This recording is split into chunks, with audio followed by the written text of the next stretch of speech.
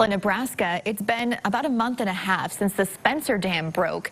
We continue to follow up with those trying to recover from flooding that devastated roadways, now having some students even taking boats to get to school. Cammie Raisler shows us how the Niobrara community is coping. It's definitely no ordinary way to get to school, cruising the Niobrara River by boat. The biggest problem right now for the people of Niobrara is this bridge being closed. The other end of this bridge has completely washed away. And the closure has caused so many problems. How did you used to get to school? Usually it was just a 10-minute drive. And now what is it? It's like a long boat ride. It's not the safest thing in the world, but it's a lot better than having to drive on roads that are muddy and county roads that when it rains, a four-wheel drive vehicle isn't safe to drive on them either. Others at school in Niobrara have been forced to stay in town.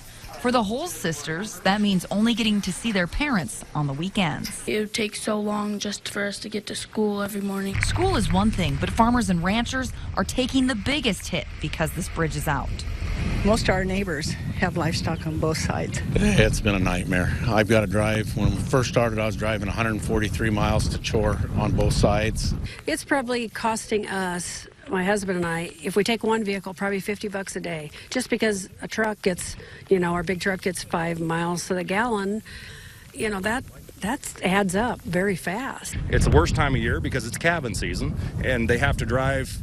They need to be with them cattle, every couple hours that are having their babies. So it's devastating on them too. And then trying to get hay from one side to the other. The only access we have is coming in from the west.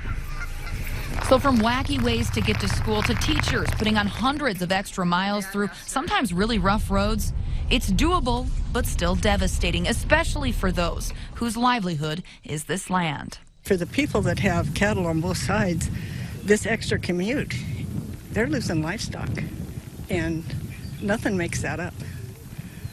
Again, that was Cammie Raisler reporting.